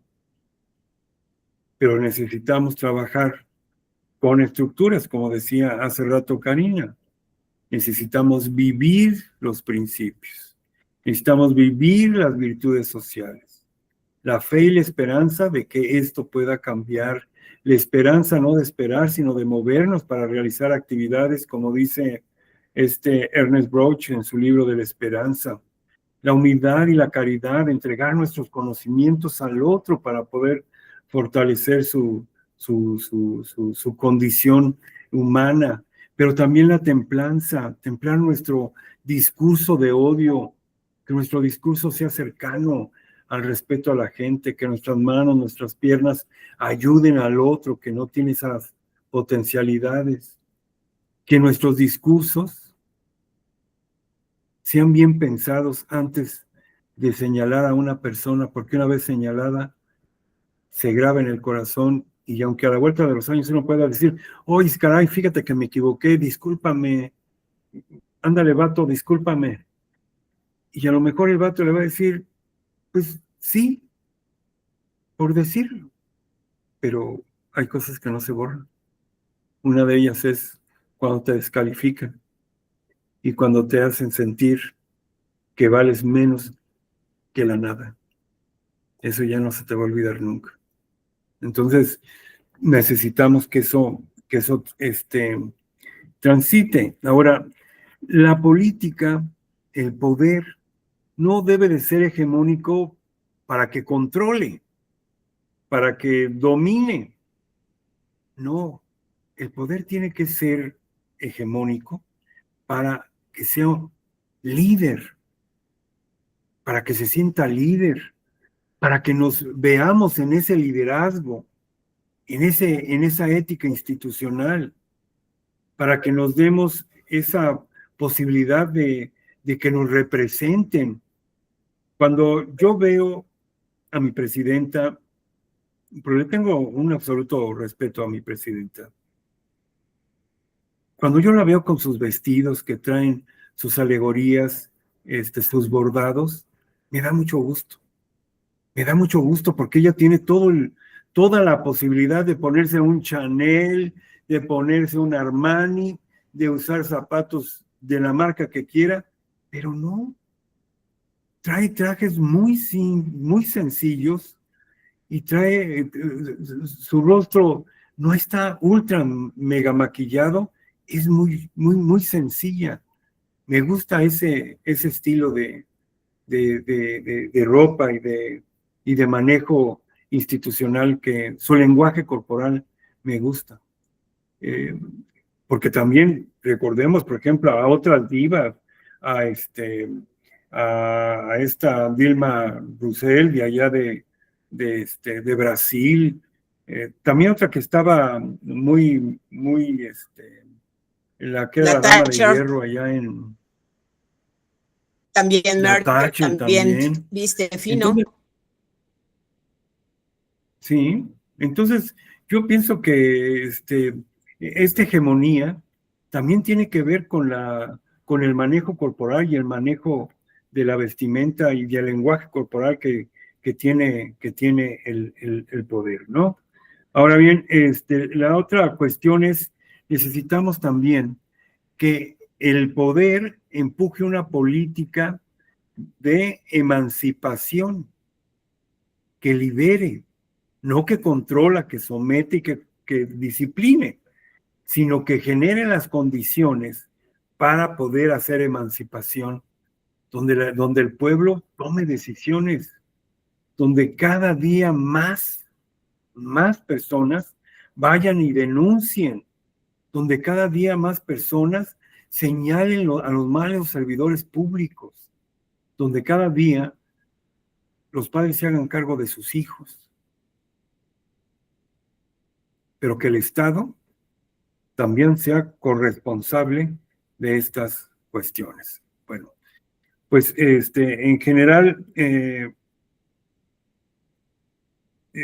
pues podríamos resumir estos elementos que compartí ahorita con ustedes de Enrique Dussel. Hay otra cuestión tal vez que con esto cerraría. Yo digo que el concepto de poder sitúa al pueblo como origen, como criterio y como destino del poder. Es decir, el pueblo es fundamental, porque es el que va a definir hacia dónde vamos. Y hoy no es el pueblo. Hoy con los apoyos clientelares y con el manoseo y manipuleo que hacen los partidos políticos, se dividen a la población para también controlar o disciplinarla por unos cuantos pesos, por unos cuantos bultos de cemento o por unos de estos tanques de agua Rotoplas. Se compra la democracia, se compra el poder y todo mundo le entramos a la corrupción, al fetichismo. Entonces, ustedes están estudiando políticas públicas. Si ustedes no ven esto, ustedes van a hacer otra vez la réplica de una visión occidentalizada de lo que debe ser una política pública, que debe de ser eminentemente cuantitativa y no cualitativa. Y aquí la propuesta es distinta. Las políticas públicas, sí, claro, deben de ser cuantitativas, pero tienen que tener ese componente cualitativo. Tenemos que hablar del contexto, tenemos que hablar de la precariedad, de la diversidad, tenemos que hablar de la desigualdad, de la injusticia, de la discriminación. Tenemos que hablar de la violencia, del discurso de odio, de la paz. Sobre todo si vamos a hablar de una política pública sustentada en la educación. Una política pública sin recursos no funciona. No hay buena fe. Y las cosas se hacen por amor al arte. Muy bien, bueno. Pues en general, esta sería esta primera parte. La otra parte es revisar lo que dice Boaventura de Sousa Santos. Él habla acerca de las ausencias y emergencias o las sociologías de las ausencias y las emergencias.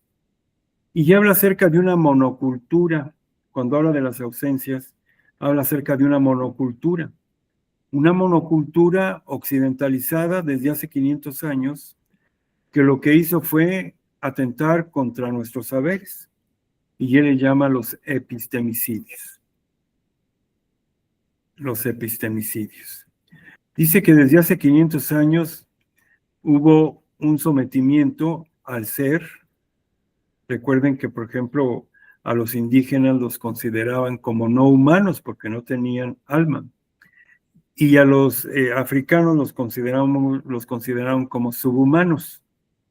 Y desde esa versión, que es eminentemente biologicista, esencialista, hicieron la simetría para colocar por arriba de ellos al hombre occidentalizado, alto, blanco, con saberes, con poder, heterosexual, con conocimientos, y lo otro no.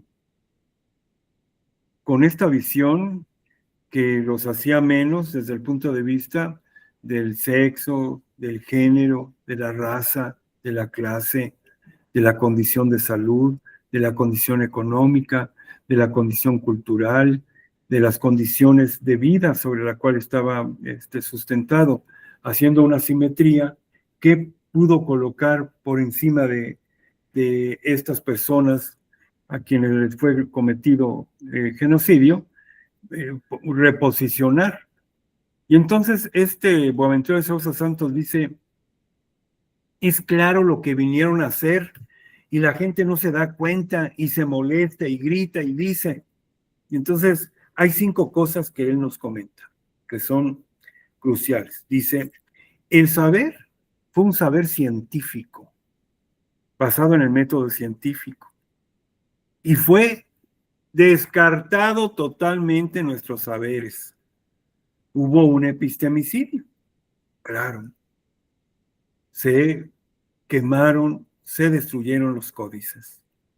Nuestros saberes, porque también teníamos saberes, no desde el método científico, no, desde nuestra experiencia, desde nuestros conocimientos, desde nuestros saberes, pero igualmente sabíamos.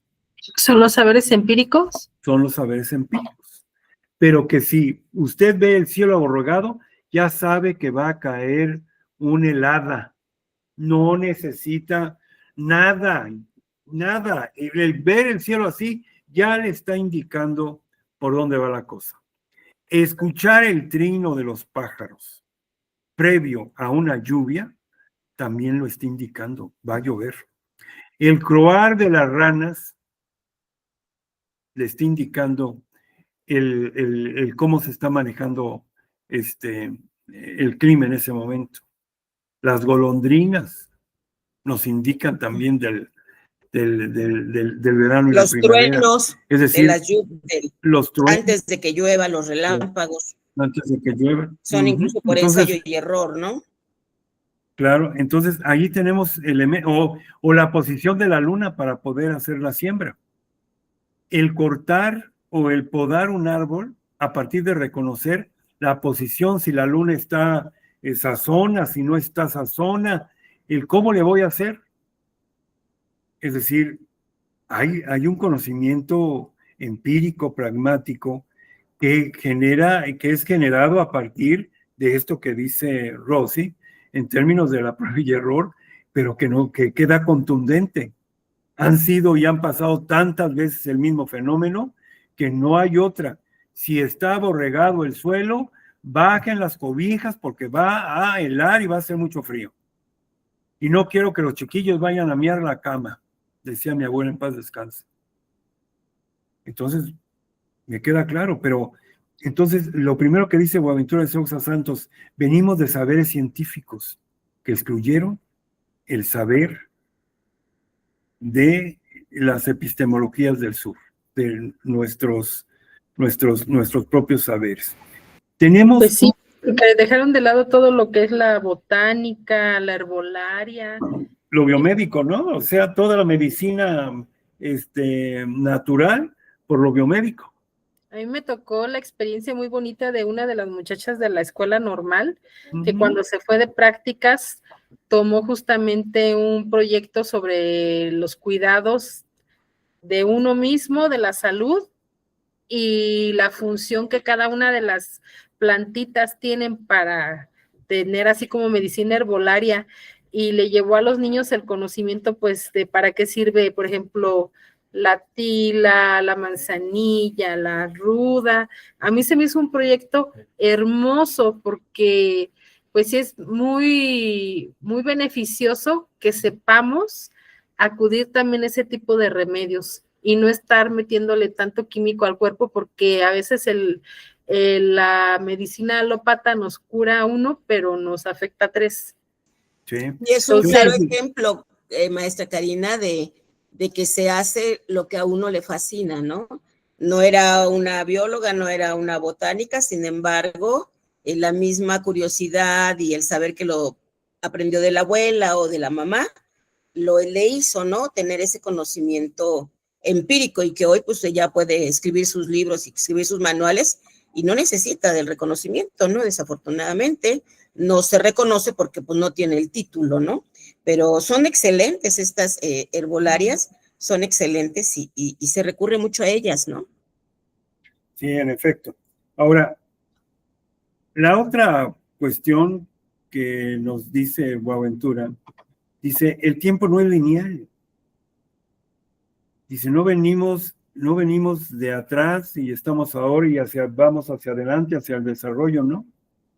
Tenemos que entender nuestras propias contradicciones en las cuales estamos construyendo y desde esa posibilidad entender la importancia que tiene detenernos para seguir avanzando, para detenernos incluso para determinar si seguimos avanzando o no, o si le damos para atrás. Pero la visión occidental es esa. Necesitamos de desarrollo y desarrollo nos implica seguir apostándole al dinero, seguir apostándole al deterioro del medio ambiente, a generar mucho más recursos, como si los recursos fueran infinitos. No, nuestros recursos planetarios son finitos. No tenemos más, los que tenemos y ya.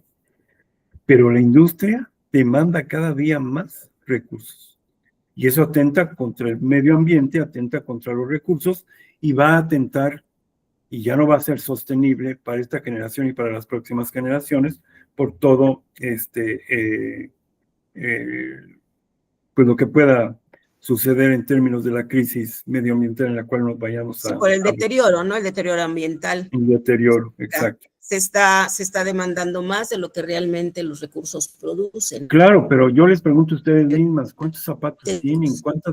¿Cuántas blusas? ¿Cuánta tecnología? ¿Cuántos celulares? ¿Cuántas pantallas tenemos en casa? A lo mejor ustedes tienen una sola, qué bueno, pero no creo que tengan una sola, porque nadie tenemos una sola. Tenemos muchas, pero una sola es muy difícil. Ahora, sobre todo porque ahora ya hay gustos muy diferentes, ¿no? Hay cosas que le gustan a uno, pero que no le gustan al otro, y entonces vete a tu cuarto y así como que uno se va a hacer, también se sectariza, ¿no? Claro. Pero respeta el espacio del otro, que no debería de ser. Entonces, por eso tengo una sola en la sala. Les digo, aquí es donde se puede ver, porque también es donde podemos ver qué es lo que están viendo los hijos. Sí, esa es la otra. Ya ponerles las pantallotas en el cuarto, no, porque aparte les digo, la pantalla no te va a dejar que te duermas, vas a tener la tentación de estar viendo ahí la tele y en lugar de dormirte, si de por sí es difícil tener pues esa conciencia también del celular, ajá, entonces son muchas cosas pues las que tenemos que hacer conciencia. A nosotros nos decía una maestra, compra lo que usas. Si pasan 2, 3 meses y ves que no usas algo, dónalo, véndelo, recíclalo, pero no lo acumules. Esa es una buena práctica. Sí, y es lo que andamos haciendo aquí. Por ejemplo, también en ese amor a la vida, las 2 mascotitas que tenemos en casa han sido rescatadas de calle. Una fue rescatada casi recién nacida, que es la gatita, y la perrita cuando llegó tenía como medio año de vida y sí venía con signos de maltrato. De violencia. Y como es una perrita pitbull, mezcla con labrador, pues no sé si la hayan traído en peleas o qué, pero lo que son las escobas y el agua le dan un pánico que yo digo, quién sabe qué le hayan hecho a ese animalito mientras no estuvo aquí. Afortunadamente ya está ahorita aquí. Y es lo que le digo a mis hijas, porque luego pues sentimos feo de que hay aquí también más callejeritos. Les digo, no tiene caso traernos a la casa más animalitos y no darles un nivel de vida bueno y que estén como si estuvieran perritos callejeros y encerrados. Le digo, mejor hay que concentrarnos en que a las 2 que tenemos, darles el buen nivel de amor, de atención, de cuidados, de higiene, salud. Y pienso que todo eso es parte de ir haciendo que se despierte esa conciencia en la comunidad. Y pues yo lo platico con mis alumnitos chiquitos o lo platico con los jóvenes y pienso que de ahí algo que se vaya como tocando en sus mentes es también un buen ejercicio. Sí, en efecto. Bueno, otro de los elementos que también dice Boaventura de Sousa Santos, o sea, ¿cómo no quieren que estemos así si hemos venido trabajando 500 años de esta manera? La otra es la clasificación social, por clase, raza, sexo, género. Es decir, lo biológico ha sido eminentemente utilizado para poder hacer estas asimetrías de poder. O sea, cuando nos dicen, hay que ser incluyentes, sí, nada más dime cuál es la receta para las ideologías misóginas, machistas, clasistas, racistas, homófobas, xenófobas y aporofobia, porque también se da asco contra la gente pobre. Qué difícil, ¿no? Ver esta situación. Las otras dos situaciones es la escala dominante. Sigue siendo la globalización. Acuérdense que la globalización ha generado una sola cultura, la cultura del consumo. Y ese consumo se hace en un mercado que a través de los medios de comunicación genera hedonismo. Y ese hedonismo es el placer por el sexo, por la droga, por las marcas, por el alcohol y por la búsqueda del éxito, de la meritocracia, y nos genera individualismo y nos genera egoísmo.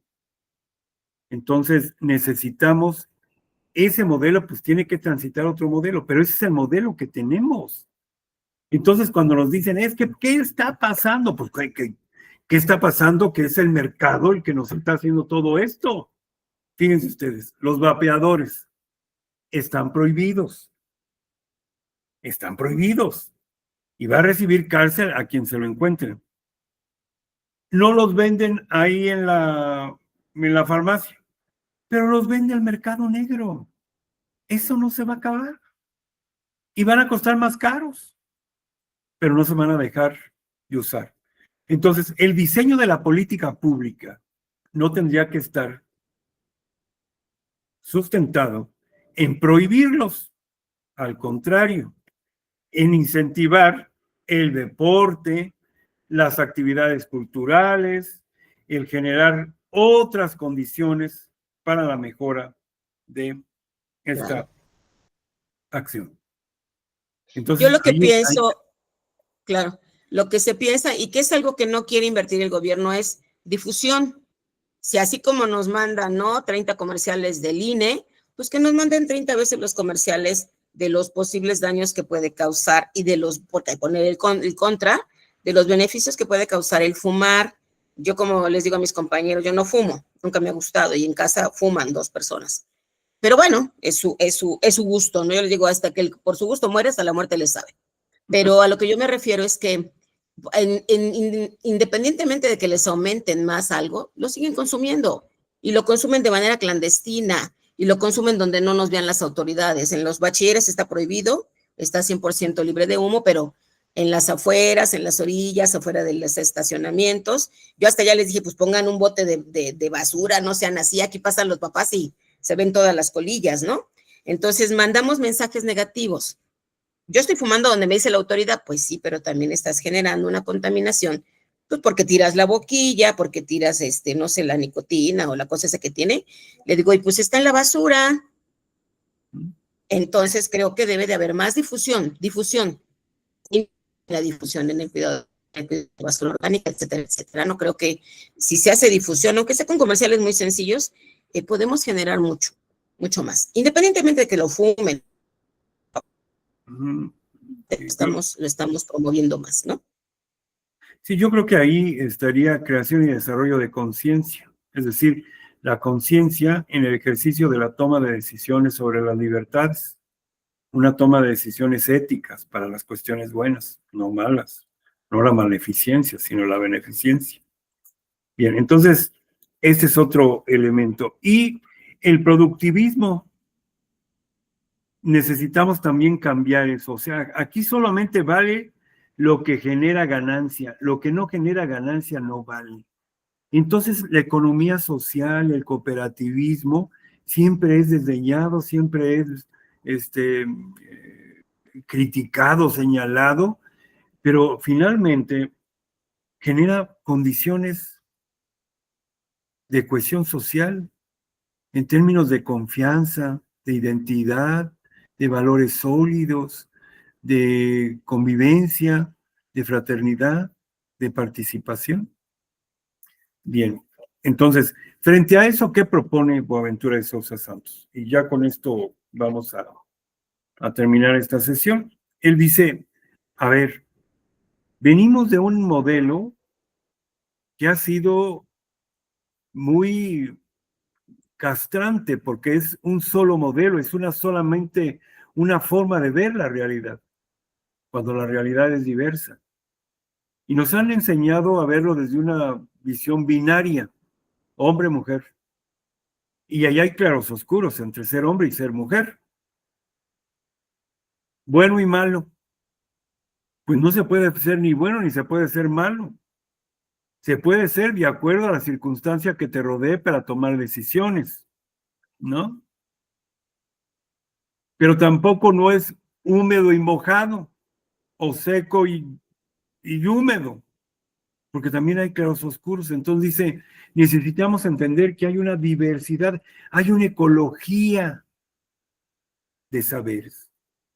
Saberes que tiene el campesino, que tiene el indígena, que tiene las mujeres, que tienen los maestros, es decir, saberes, ecología de saberes. Y esos saberes están sustentados no en un binarismo, sino en una diversidad social, cultural, económica, política, sexual, lingüística, de poblaciones originarias, religiosa. Es una gran diversidad. Entonces no podemos seguir viendo las cosas con un binarismo frente a una realidad que se nos presenta que es diversa. Y esa diversidad tiene el mismo valor que si yo estoy hablando de un hombre. Tiene el mismo valor que si yo estoy hablando solo de mujeres. O tiene el mismo valor que si yo estoy hablando de personas con una orientación sexual distinta al heterosexual. O de identidad y expresión de género distinto a lo hegemónico. Son iguales. La tolerancia, el ejercicio de la tolerancia, el reconocimiento de las diferencias, aceptando que unos y otros tenemos los mismos derechos. Las temporalidades también no tenemos un solo tiempo, ni el tiempo es lineal, de dónde venimos, qué estamos haciendo y a dónde vamos. No, hay diferentes tiempos. Están los tiempos cíclicos de la vida, de la producción, del campo. Los tiempos sagrados, las fiestas patronales. Están los tiempos comunitarios, los aniversarios, siempre de los ejidos, de las comunidades, de los hechos que han ido transformando a esas comunidades y sobre todo estos tiempos ecológicos. Esto es muy interesante, sumamente interesante, porque no estamos sometidos a un tiempo lineal, son los tiempos. No estamos sometidos a un solo conocimiento occidentalizado, son muchos conocimientos. Y eso nos da la riqueza social, la riqueza como país, como articulado a la naturaleza para entendernos multiculturales. Ahora, necesitamos una democracia, seguir construyendo una democracia, no solamente formal o positivista porque está en la ley. Necesitamos una democracia real, de participación, que la gente participe. Y en muchos lugares me dicen, pero ¿cómo vamos a participar? Pues tienen que convivir, pero todos quieren tomar, pues no lleven cerveza, pues. Hagan convivencia, pero haciendo trabajo comunitario. Pónganse a pintar las escuelas de sus hijos, y véanse de manera fraterna, y van a alcanzar a entender la importancia que tiene la participación. O sea, convivencia per se no funciona. Pero si hay un sentido social de prosociabilidad, de solidaridad, donde nos hermanemos, le vamos a dar sentido, le vamos a dar pertenencia y vamos a participar. Se requiere eso, una gran participación en ese sentido. Ahora, la autonomía local, necesitamos también que sea comunitaria y sea territorial, ¿no? No es solo de folclore, porque alguien puede decir autonomía local, sí, porque bailan, porque es la danza de los viejitos, porque es la danza de los tlahualiles, porque es la danza de lo que ustedes quieran. No, no es solo el folclore, es generar condiciones de participación política, de la autonomía indígena, pero también, por otro lado, de las asambleas comunitarias, de la participación, que la autonomía local represente los intereses del pueblo, los intereses de la potencia, los saberes del pueblo. Es ahí donde tenemos que seguir incidiendo, las comunas, el cooperativismo.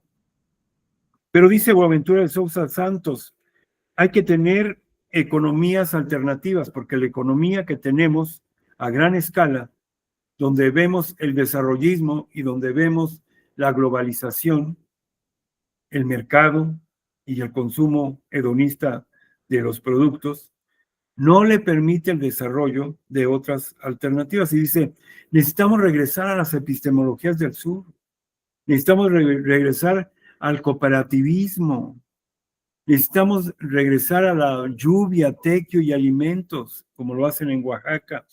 Necesitamos regresar a la agrobiología,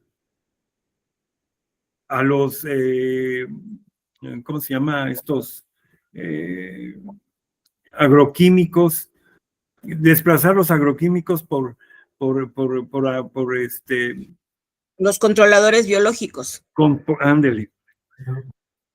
Pero no, sí son controladores biológicos, pero son, ay, se me fue el nombre, pero que todos los químicos que hoy estamos echándole a la tierra para que produzca más, no más, que sean cuestiones orgánicas, productos orgánicos, que recuperen los suelos, que recuperen la productividad, que dejemos descansar la tierra, pero no, pareciera ser que estamos negados a todo eso. Ahora, frente a todo ello, la pregunta, pues prácticamente,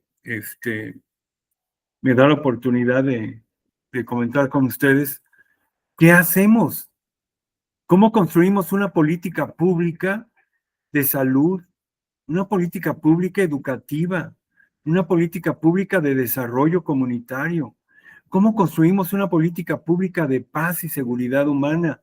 ¿Cómo construimos una política pública económica? ¿Cómo construimos una política que nos permita reconstruir este modelo social en el cual estamos viviendo? Y esa pregunta la vamos a hacer la próxima sesión. Entonces yo les pido a ustedes, hubo otros textos que yo les dejé leer, que yo les pido que vuelvan a repasarlos, ojalá ya no estos que acabamos de ver, porque pues, ya los vimos, ¿no? De Boaventura y de Dussel, pero me gustaría que pudieran ver. Están aquí en el grupo de doctorado, yo los compartí. Está, a ver. Primero, el de la complejidad. A ver, déjeme ver. Usted nos mandó. Yo les mandé uno sobre el de Enrique Dussel. Sí, ese. Luego hacia una cultura, concepción multicultural de derechos humanos de Boaventura de Santos, y otro de descolonizar el saber y reinventar el poder. Descolonizar el saber, sí. La educación encierra un tesoro, la complejidad, las vertientes de la complejidad. Ajá. También está el de animales a dioses, ese usted lo mencionó y yo lo compartí. Estructura de Rita Segato. Rita Segato, las 3 ecologías de Las 3 Félix ecologías. Ubartari, Ujú. y Las hoy vertientes. subí la totalidad infinito de Levinas, y también subí la Levinas. pedagogía del oprimido de Sí. Freire. Pues traten de revisar también las cuestiones de pensar en complejidad, Pensar la en teoría de la complejidad Ujú. de Edgar Morin, y también de plantearnos la educación de la UNESCO.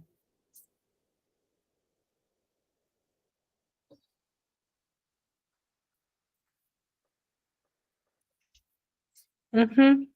¿Sí? Sí, y ¿cuál es el producto que nos va a requerir y en qué fecha quiere que se lo entreguemos? No, el producto lo vamos a trabajar aquí.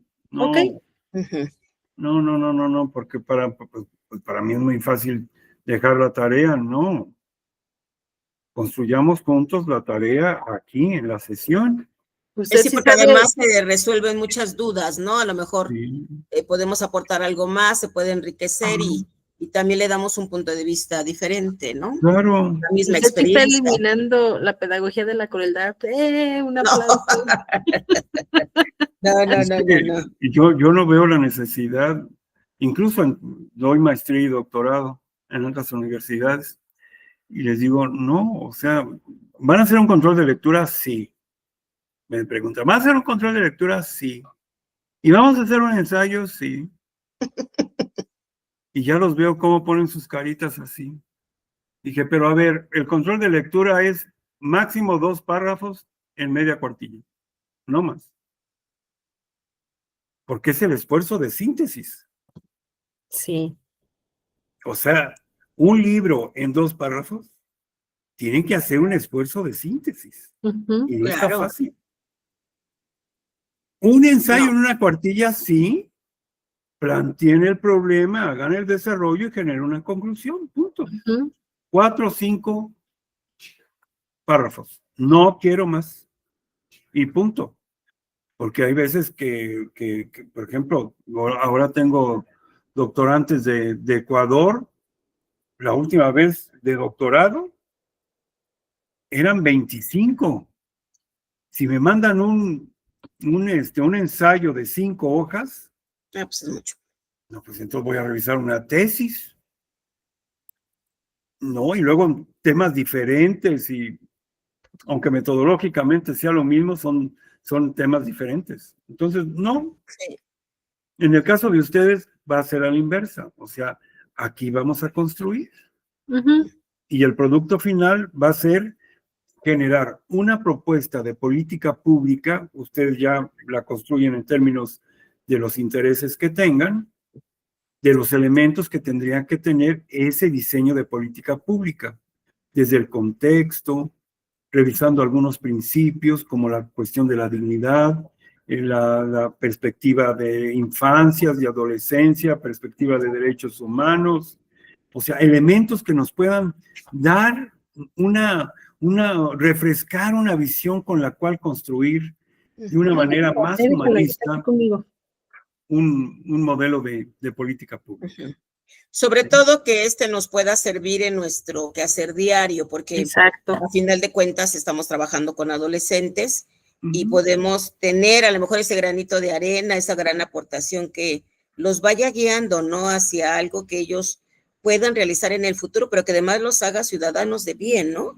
Para con su familia y para con el medio, como decía usted, para que tengan ese sentido de pertenencia, en el caso del colegio de bachilleres, ¿no? Ya no somos la última opción, como decían, ya no somos el patito feo, sino que ahora pues ya la UAM nos da este gran acceso y pues que ellos empiecen a enriquecerse, ¿no? Y que digan, sí me quieren en otro lado, ¿no?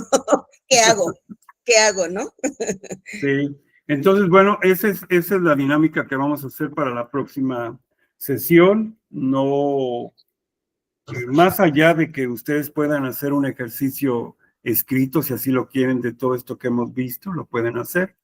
Pero yo creo que llevarnos esto en la mente, sin necesidad de andar cargando una USB o la laptop, porque siempre les digo, a todo mundo le digo, a ver, ustedes pueden llevar un USB, pero si se les desconchinfla, ¿qué van a presentar?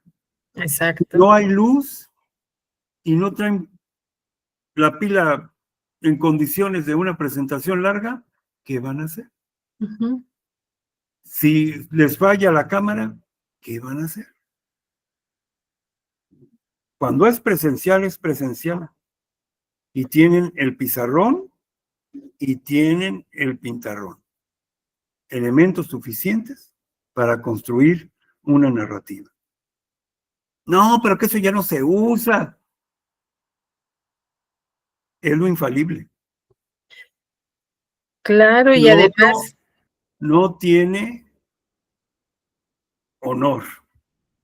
como en los tiempos de Platón y de Sócrates, ¿no? O sea, el diálogo, el preguntar, el La hacer, réplica, la dúplica.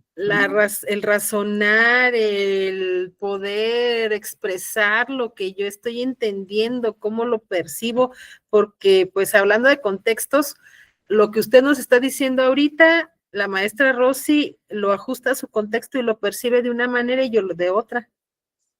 Claro. Entonces ahí es donde se enriquece el conocimiento, volvemos a lo mismo del claro. eurocentrismo. Y además o sea, esta capacidad de deslumbrar, ¿no? claro, y no estar tan apegados a lo tecnológico, sino saber que aquí en esta computadora, que es la mejor, puedo yo tener la información de primera fuente. Así de claro. ¿Verdad? Así de claro. Pues muchas gracias, doctor. Entonces muy interesante su seminario, de verdad. ¿Verdad, Rosy? Pues yo espero que no hace quedar mal a nuestro amigo el doctor Jesús, a quien le tengo mucho cariño y respeto, a él y a su familia. Para nada, al contrario, una delicia su clase, de verdad. Ah, qué bueno, qué bueno, qué bueno Así es. que hayamos estado contentos. Yo también me siento muy a gusto en esta reflexión con ustedes. Gracias. Porque entendemos que lo que estamos haciendo y lo que estamos viviendo no es por hacerlo o es por vivirlo, sino porque va a tener una trascendencia en nuestro ejercicio profesional y de nuestra vida. Y tal vez sea eso lo que más me motive a estar aquí esta tarde con ustedes. Sí, bueno, pues doctor. entonces nos estamos Gracias. Convocando para el próximo sábado a las 6 de la tarde. Sí, Muy doctor. Buen Bonita fin de noche. semana. Igual. Nos vemos. Gusto Bye. verlos. Hasta luego. Bye. Bye.